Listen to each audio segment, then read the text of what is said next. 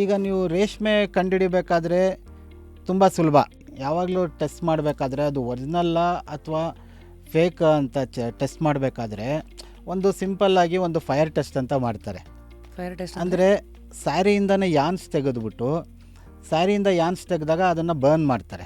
ಇವಾಗ ಪ್ಯೂರ್ ರೇಷ್ಮೆ ಸ್ಯಾರಿ ಇತ್ತು ಅಂದರೆ ಆ ಪ್ಯೂರ್ ಸಿಲ್ಕಲ್ಲಿ ನೀವು ಸುಟ್ಟಾಗ ಏನಾಗುತ್ತೆ, ಈಗ ನಮ್ಮ ಹ್ಯೂಮನ್ ಹೇರ್ನ ನಾವು ಸುಟ್ಟರೆ ಯಾವ ಥರ ಸ್ಮೆಲ್ ಬರುತ್ತೆ, so same kind of smell ಬರುತ್ತೆ ನಿಮಗೆ ಪ್ಯೂರ್ ಆದರೆ. ನಿಮಗೆ ಸಿಂಥೆಟಿಕ್ ಮಿಕ್ಸ್ ಅಲ್ಲ, ಸಿಂಥೆಟಿಕ್ ಪ್ಲಾಸ್ಟಿಕ್ ಮಿಕ್ಸ್ ಆಯಿತು ಅಂದರೆ ಅದು ಸುಮ್ಮನೆ ಬರ್ನ್ ಆಗುತ್ತೆ, ಅದರದ್ದೇ ಒಂದು ಸ್ಮೆಲ್ ಬೇರೆ ಇರುತ್ತೆ. 2 ಸೀರೆ ಇದೆ, ಯಾವುದು ಒರಿಜಿನಲ್ ಅಂತ.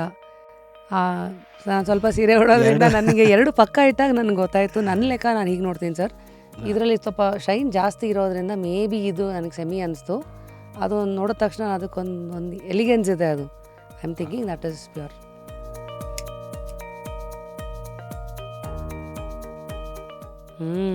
ಥರ ಕೂದಲು ಸುಟ್ಟಾಗ ಕೆರಟಿನ್ ಸ್ಮೆಲ್ ಥರ ಬರುತ್ತೆ. ಅದು ಹ್ಯೂಮನ್ ಹೇರ್ ಸುಟ್ಟರೆ ಯಾವ ಥರ ಸ್ಮೆಲ್ ಬರುತ್ತೋ ಸೊ ಸೇಮ್ ಸ್ಮೆಲ್ ಬರುತ್ತೆ ಅದು.